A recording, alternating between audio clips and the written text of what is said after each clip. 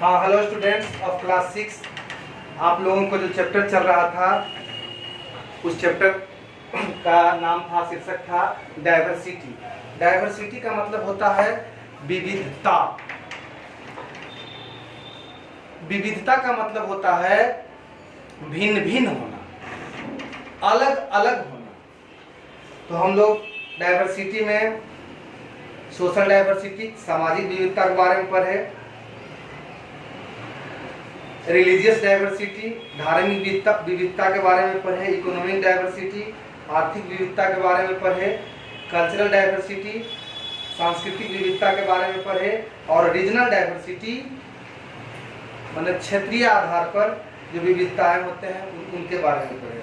तो आज हम लोग को पढ़ना है इफेक्ट्स ऑफ डाइवर्सिटी, मतलब विविधता का प्रभाव क्या है, विविधता का क्या प्रभाव है। तो डाइवर्सिटी enriches our lives.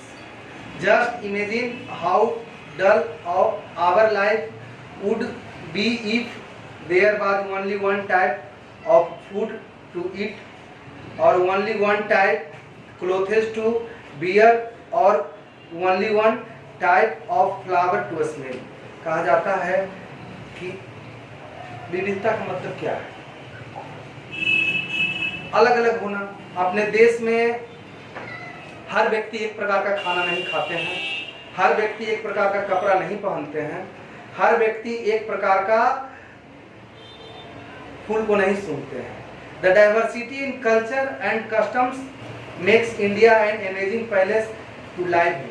कहता है कि विविधता जो है भारत को महान बनाता है। This indicates how people in the past were tolerant and open to new idea. विविधता हम लोगों को नया विचार देता है, जिससे हम लोग जीवन में आगे बढ़ते हैं। This ability to adapt helped them to develop a great civilization.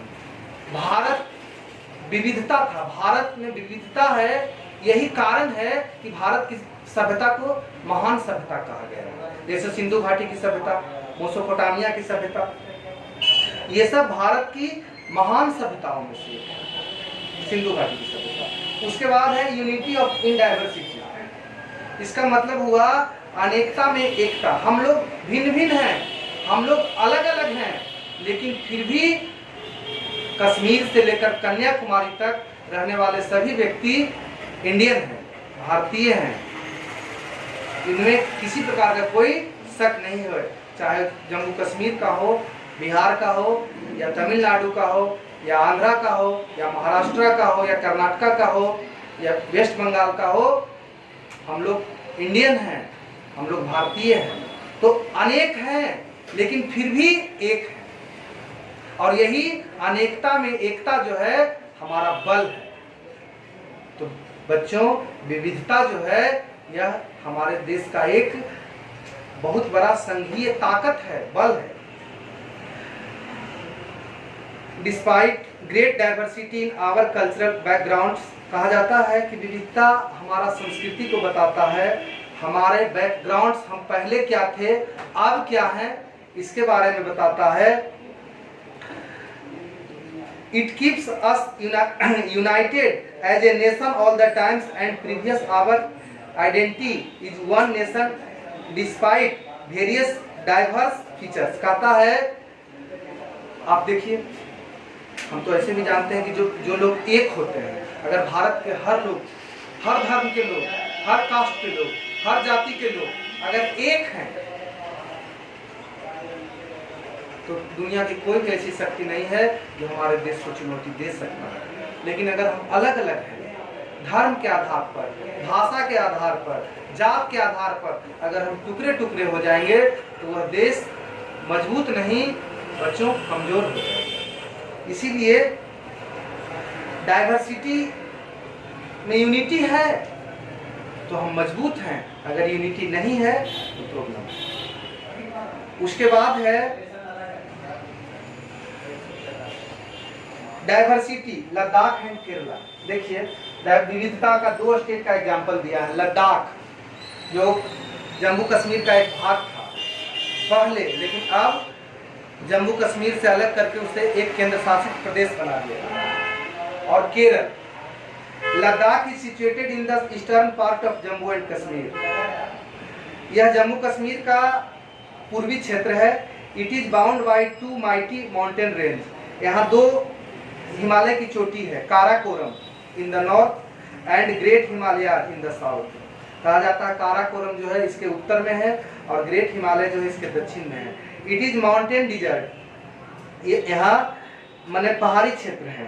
Hence vegetation is seen here. यहाँ का अगर आप नेचुरल वनस्पति देखेंगे तो बहुत शानदार, बहुत सुंदर दिखाई देता है। Since this region does not receive any rain and covered with snow, most of the time very little agriculture is possible here. कहा जाता है यहाँ खेती तो बहुत कम मात्रा में होता है। इसका कारण है कि यहाँ का जो अधिकांश क्षेत्र है वह तो पहाड़ी क्षेत्र है और वो भी बर्फ से ढका हुआ रहता है। तो समर मंथ्स कहता है कि यहाँ गर्मी के दिनों में बहुत आनंददायक जगह होता है। Desert does not mean that Ladakh is an abandoned area. In earlier times, it was considered the best trade route between Punjab and Central Asia. Ladakh से दो रूट निकला है, एक पंजाब के लिए और एक सेंट्रल भारत एशिया के लिए।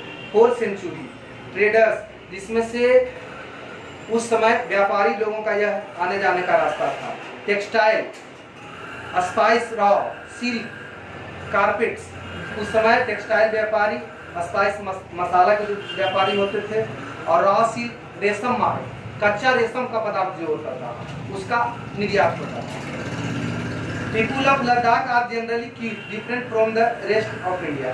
कहा जाता है कि लद्दाख के लोग जो हैं वह भारतीय लोगों से डिफरेंट आकार के होते हैं। मतलब उनका हम लोग से चेहरा भी थोड़ा भिन्न होता है, लैंग्वेज तो अलग बात है, कल्चर भी भिन्न होता है। वह देखने में हिमालयन लोगों की तरह, मतलब नेपाल भूटान के लोगों से और जो तराई क्षेत्र के लोग हैं उनसे उनका मिलता है, लेकिन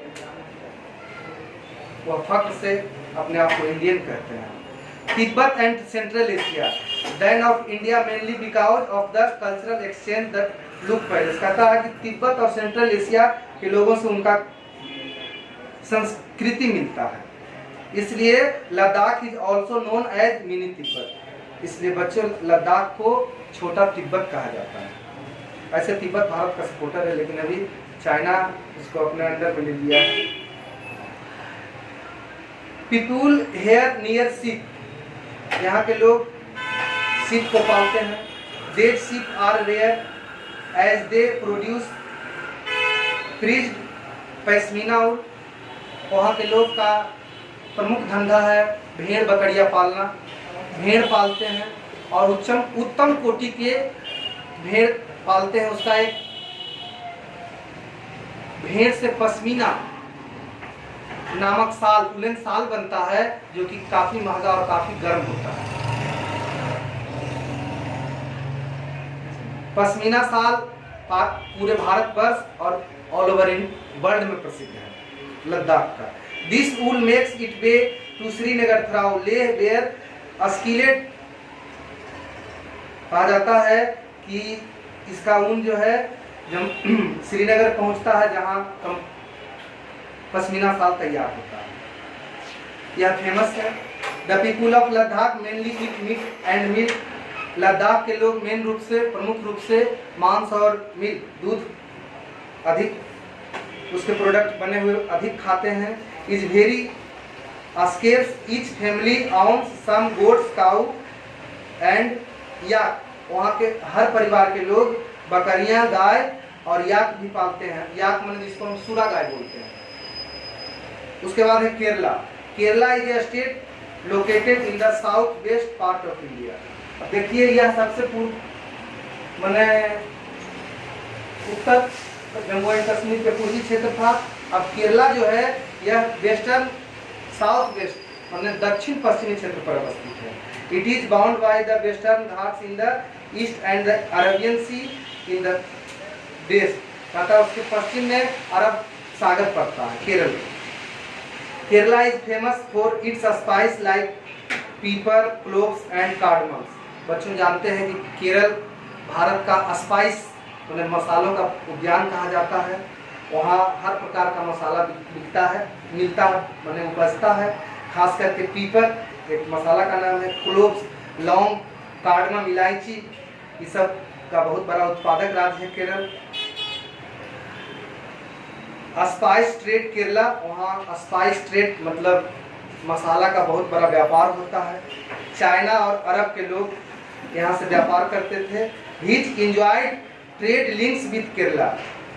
Jewish and the Arab traders were the first one to come here.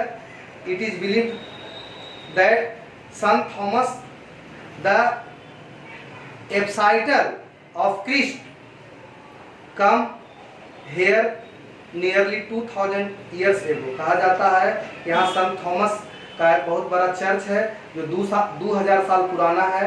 And brought christianity into India, Kerala जो है जहाँ सबसे ज़्यादा क्रिश्चियनरी माने ईसाई समुदाय के लोग होते हैं। The Portuguese discover the sea route to India from Europe when Vasco da Gama landed here in his ship. कहा जाता है कि पुर्तगाल के डिस्कवर्ड खोजकर्ता सी रूट से मतलब समुद्री रास्ते से वास्को डी गामा भारत के केरल के ही कालीकट बंदरगाह पर आए थे। अराउंड 700 ईयर एगो, यह 700 साल पुरानी बात है। Ibn Battuta visited Kerala and wrote a travelling in which the give detailed information about Muslim in different parts of Kerala. वह इस्लाम धर्म, मुसलमान धर्म के बारे में और केरल के अलग अलग भागों के वर्णन करता है। तो बच्चों आप लोग को लद्दाख और केरला के बारे में बताया गया। ये लेसन आप लोग का समाप्त हो गया है। इसका ABC क्वेश्चन आप लोग को बनाना है ऑब्जेक्टिव। इसका जो रिटन क्वेश्चन है हम लोग फिर उसको आप लोग को क्वेश्चन आंसर प्रोवाइड करवाएंगे। लॉन्ग वाला और जो शॉर्ट है वर्ड वाला आप लोग को ऑब्जेक्टिव बनाना है। यही आप लोग का होमवर्क है। उसके बाद फिर नेक्स्ट क्लास में आप लोग से मिलते हैं। That's all, thank you.